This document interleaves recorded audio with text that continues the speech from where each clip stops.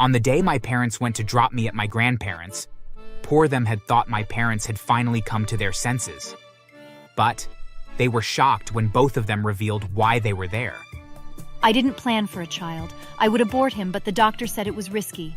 I can't take care of him, so you can have him. Also, don't tell anyone he's our child. We don't want to have anything to do with him. Well, my grandparents were forced to start taking care of me. When those in their neighborhood asked about where I was from, my grandparents lied that they adopted me. A few people mocked them, calling them stupid for adopting a child in the condition they were in. But my grandparents didn't mind. They would leave me in the care of the only neighbor they trusted and go to their farm. They worked harder than they used to so that they could take good care of me.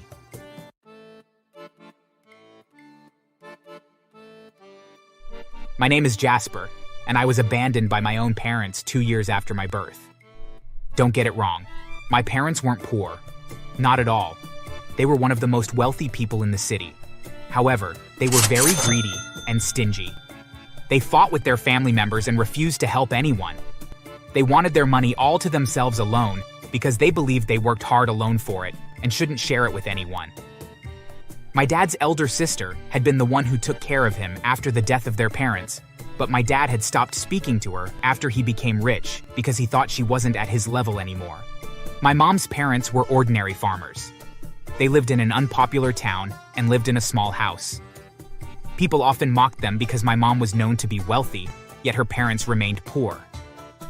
On the day my parents went to drop me at my grandparents', poor them had thought my parents had finally come to their senses. But they were shocked when both of them revealed why they were there. I didn't plan for a child. I would abort him, but the doctor said it was risky. I can't take care of him, so you can have him. Also, don't tell anyone he's our child. We don't want to have anything to do with him. Well, my grandparents were forced to start taking care of me. When those in their neighborhood asked about where I was from, my grandparents lied that they adopted me. A few people mocked them, calling them stupid for adopting a child in the condition they were in. But my grandparents didn't mind. They would leave me in the care of the only neighbor they trusted and go to their farm. They worked harder than they used to so that they could take good care of me. They didn't let me farm with them until I got into high school. Even with the little they had, my grandparents spoiled me with all the good things they could afford. I knew about my parents and how they abandoned me because my grandparents told me everything. I didn't hate them, but I didn't care about them either. After my high school was done, my grandparents confessed to me that they couldn't afford college. We're very sorry, Jasper. We know we failed you, but college is hard and we can't afford it. As you know, farming isn't yielding much anymore. We're very sorry. We hope you understand us and don't feel too bad because we're going to be sad if you do. I felt touched. Unknown to them, I'd applied for a scholarship before my graduation, and I was awaiting a response. I didn't tell them yet so as not to get their hopes high, but I managed to comfort and assure them that I wasn't blaming them for anything. Well, fortunately for me, 1 week after the conversation with my grandparents, I was awarded the scholarship. My joy knew no bounds. I ran all the way from my high school where I got the news to my grandparents' farm. As I reached the farm, I pulled both of them into a tight hug with tears in my eyes. As they watched in confusion, I began dancing. Once I was done celebrating, I hugged both of them again before I finally showed them the letter I received. My grandmother burst into tears as she pulled me into another hug. I'm so proud of you. You, Jasper, are a real man. I'm super proud of you, son. I was even more excited when I read through the letter and found out that they were going to be covering everything for me, including an apartment. There was also an option for a part-time job if I needed it. Of course, I took it. Life in college was a little tough because I had to do the part-time job, but I managed to finish after a few years. Well, life after college better. A company I applied to were so impressed with my result that they employed me to replace the manager who'd recently quit. The position was higher than what I was expecting, and I had to leave our small town, but I didn't mind. Instead, I re-strategized. 6 months after I began working at the company, I employed some men to help with working on my grandparents' farm.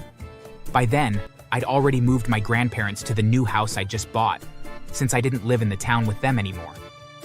My salary was huge, so money wasn't a problem. While I extended selling the produce from my grandparents' farm to other towns, I bought another land and began farming more things. Due to the connection I'd gotten from working as a manager at the company, I was able to start selling my produce to some beverages and food-producing companies. I guess luck was on my side because those companies began to refer others to me. And soon, I had to buy another land for farming to meet up with their orders. My grandparents were living their best lives. To make their new house more homely, I turned it into a family house. My dad's elder sister and my mom's younger brother, who never failed to check up on me, moved in with my grandparents. Although my aunt and uncle didn't have any money to support with my growth, they never failed to encourage me and make sure I was doing well. My grandparents were more than happy to have them there. Even with the success of my new business, I wasn't satisfied. I wanted more. My main goal was to be greater than my parents. My grandfather knew that from when I was only 10, and he encouraged me to go for it. I knew about their company, and I was also aware that it would be hard to bring them down, but I was determined to do exactly that. So I started my own food and beverages company. The company I was working at before got a replacement for me immediately I left, and didn't hesitate to partner with me the moment I established mine. The news of their partnership with me circulated, and earned me even more partnerships. My company was growing quicker than I thought, and I couldn't be happier. I soon started another company that was based on everything involving fashion, from cosmetics to clothing, shoes, bags, etc. Why, you may ask? Well, my parents owned the biggest fashion house in the city. I wanted to be their competition. My aunt and uncle also decided to step in. They suggested more ideas to help me grow the company. I put in the work, with them assisting me, and it yielded a positive result. Barely 3 years after I graduated college, I'd climbed my way up to the top 5 richest men in the city. I still had to beat my parents. My aunt helped me a whole lot with getting big companies to partner with me. My uncle helped with the investors, convincing them to invest in my company while still ensuring that I would always be in profit whenever the investors decided to pull out. With my family behind me, another year later, I was now right behind my father as the top richest man in the city. Seeing that, my parents grew jealous. They were also scared of me overpowering them, so they came visiting. They couldn't even recognize their own son and regarded me as a normal businessman who they had something against. Mr. Jasper, I see that your businesses have been making waves. Look, you're even the second richest man now. I knew he wasn't happy for me. I sat patiently, my audio recorder turned on, while waiting for when he'd threaten me. After he'd wasted a few minutes with his fake talks, he finally hit the nail on the head. Mr. Jasper, in case you don't know, I'm really dangerous. If you dare to come after me like you've done to other businessmen, I won't hesitate to wipe you off the face of this earth. Remain in the position you are and don't try to be above me. I refused to say a word. After he dropped more threats and saw that I wasn't going to respond, he huffed angrily and stormed out of my office. I knew he'd come again, so I prepared for him. Unfortunately this time, I didn't expect him to attack the way he did. I'd just finished working that day. Just as I was about to leave my office, my father stormed into my office with 2 hefty men. Have you seen what the news is saying? They're comparing me to you. I won't let that happen. Never. He ordered the men to beat me up. I couldn't shout because they tied my mouth before pouncing on me. My workers were also not suspicious. It was only after they finished with me and left the company that I was found. While getting treated at the hospital, my aunt wanted to contact the cops, but I stopped her and told her I had my own plan. I returned to my company 2 weeks later and received yet another visitor. This time around, it was my mother. She was dressed in a very unappealing dress, exposing 80% of her body. Mr. Jasper, I'm here to remind you who the boss is and why you should stay away from my husband. She was smiling while speaking, making me wonder what she was up to. Before I could speak, she walked over to me, tore the top of her skimpy gown to reveal more of her cleavage. Then, she held me by the collar of my shirt and began screaming and crying at the top of her voice. Eventually, we landed at the station, as my mom had claimed that I tried to rape her. Her husband also rushed to the station and began yelling, promising to let the world know how bad of a person I was. It didn't take long before the news reached the public, and I was being painted as a rapist. When my lawyer came, I asked him to quickly get the CCTV recording from my office, and he immediately left to do so. It wasn't until the next day before I could show the footage to the cops. There, it was seen what my mother had tried to do. I also gave them all the audio recording from when my dad had come to threaten me. Again, matters soon reached the public, and everyone turned against my parents. But I wasn't done. After I got my parents arrested, I left and went to prepare for a press conference. There, I told them how my dad had also come to my office to beat me up, alongside evidence of it. Apparently, one of their former workers was working at my company. She'd lied to them that I didn't have a camera in my office when they asked, and they believed her because she also lied that she hated me and was going to support them in bringing me down. Everyone was shocked to hear how evil they were. Still, I wasn't done. I revealed that they were my parents and also told them how they'd abandoned me since the tender age of 2. With all that information, people began pulling out of their company. I charged my parents to court, and after the hearing, they both got 8 years imprisonment. Before they were taken away, I walked over to them with a bright smile. How does it feel to be defeated by your own son who you abandoned? I guess it doesn't feel so good. Well, I'm glad. I hope you've received the news of your downfall. Your houses have been destroyed, as well as your cars. Your company is so close to not existing anymore. I'll see you in 8 years, mother, father. My parents were shocked. All this time, they had no idea I was the abandoned child. Jasper, we are sorry for abandoning you. We still love you. Please don't let us down. We brought you into this world. But you abandoned me, so you're not my family. Officer, take them away. As I watched them get pulled away, seeing the tears and look of regret on their face, I couldn't stop smiling. They got what they deserved. Thanks for watching. Make sure to subscribe and leave a comment down below saying I subscribed, and we will try our best to reply to your comment.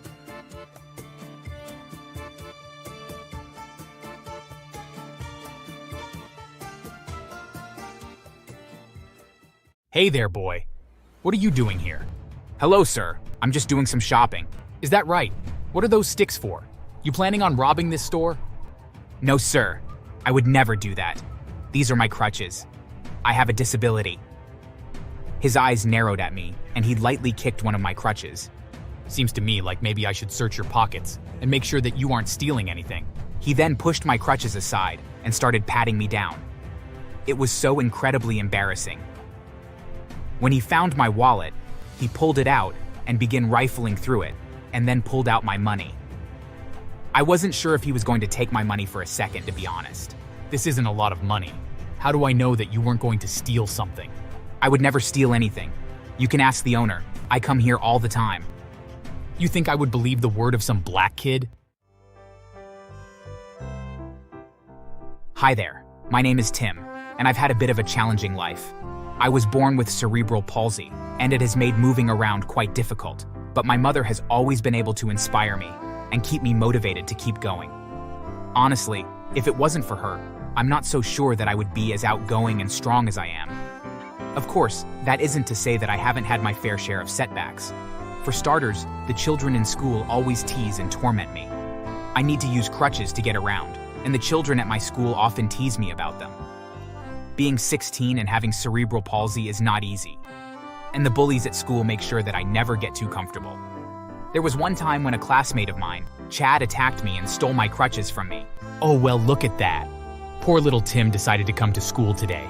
I can't believe that they let you just walk into our school with those. Don't they know that they could very easily be used as weapons? They aren't weapons, Chad. I need them in order to be able to walk. They were prescribed to me by my doctor. As if. I have no doubt that as a black kid that you just stole them off of someone who is actually crippled. I know that your brain is messed up, but you don't look like you need those crutches. I bet you can walk around just fine without them. Well, you would be wrong. My leg muscles and spine can't support me, so I need them. Now please just leave me alone. I'm trying to get to class. Typical black kid, always lying. My dad told me all about how you people just can't help it. As if saying such hurtful things wasn't enough, he grabbed my crutches away from me and then pushed me to the ground. It was so incredibly painful, but I couldn't fight back. He then walked away with my crutches and just laughed at me. Thankfully, some other students saw what he had done and ran after him, and eventually got my crutches back, and so I was able to make my way to class. Sadly, that wasn't the first time that Chad had picked on me. He was such a terror, and I could only imagine how bad his father must be, since he was obviously the one teaching Chad how to be a bully. As limiting as my disability can be, though, I always try to do things on my own as much as possible. One day, I was heading down to get a few things from the corner store. We needed some bread and milk, and while it wasn't some of the most important things in the world, it made me feel needed to help out as much as possible. And so, I went down to the store, and as I was gathering up the few things I needed, I noticed a police officer standing at the counter talking to the owner. I waited behind him for my turn, but he was taking forever until he finally noticed me. His eyes went up and down as he carefully looked at my crutches. Hey there, boy. What are you doing here?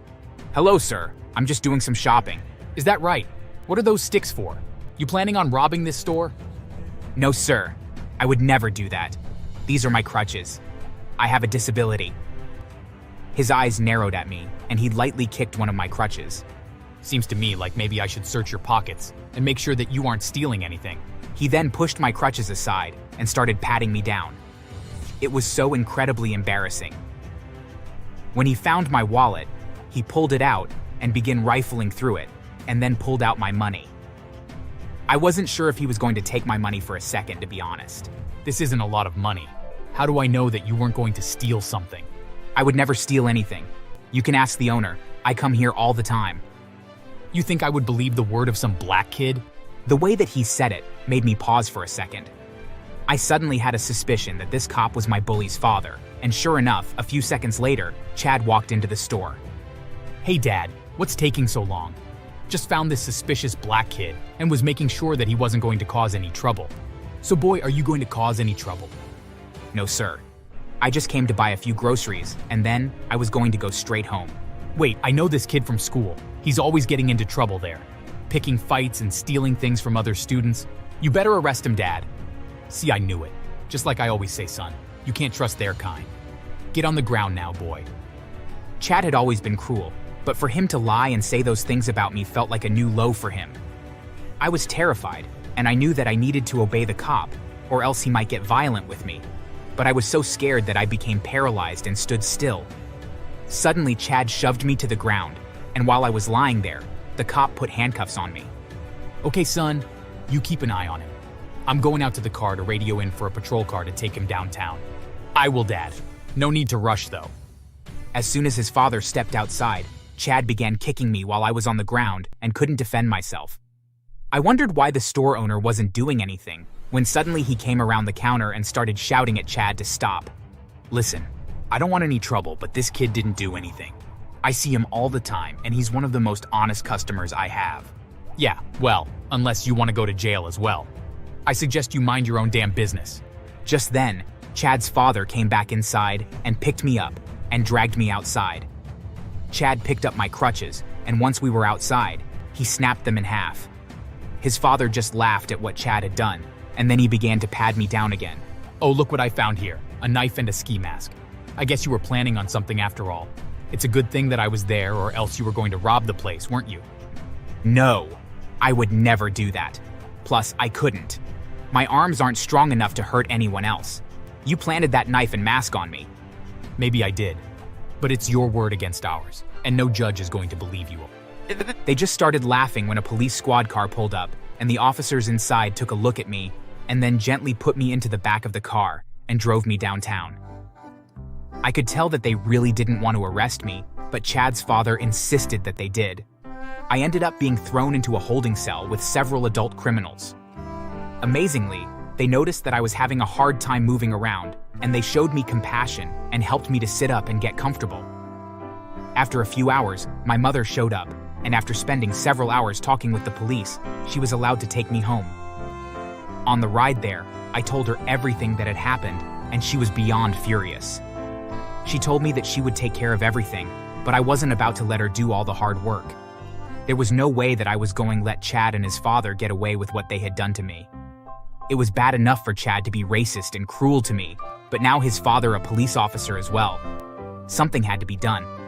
The next day, even though I was sore, I went back to the convenience store and I spoke with the clerk that had tried to defend me.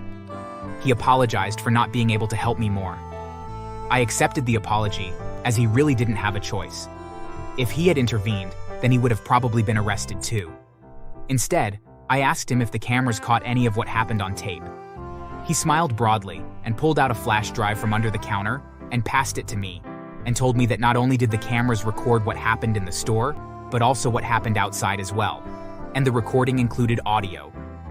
I thanked him and then went home and made a few copies of the files on the flash drive. I then uploaded the files onto a few social media sites along with the caption, "Racist cop and son attack innocent disabled black boy." Once I had done that, I asked my mom to go down to the police station to file a complaint against Chad's father and to press charges against the both of them for what they did to me. At first, the officers there were hesitant, but once they looked at the recordings I had, they changed their tune and began asking more questions. When I finally left, they were making plans to haul Chad and his father to the station for questioning. By then, the story was beginning to go viral on the social media sites that I had posted it to, and people began demanding something be done to Chad and his father. The public wanted blood, and they wanted those two men to pay for hurting me the way they did. Between the public demanding that justice be done and the evidence that I had provided to the police, they were forced to arrest both Chad and his father. Since Chad was a minor like me, he was sent to juvenile hall and was forced to do over 1,000 hours of community service. From what I heard, once he was released from juvenile hall, he and his mother moved across the country to try to start new lives since people continued to harass him, even though he had spent 2 years locked up. His father fared much worse though. He lost his job and was sentenced to spend 8 years in prison for abusing his power, and for not only letting his son assault me, but encouraging it as well. Being a cop in prison is a very dangerous thing, and he was nearly beaten to death a few times as well. One time, an inmate that was sent to prison because of him had stabbed him, but he luckily survived and now lives in fear. As for me, I learned a very hard lesson from this experience, and I swore that I would use it to help others. I have since attended law school, and I have become a lawyer to help those people that have become victims of people like Chad and his father. So although the experience traumatized me, it has helped me to become a stronger person and has given me the strength to help others. Thanks for watching. Make sure to subscribe and leave a comment down below saying I subscribed, and we will try our best to reply to your comment.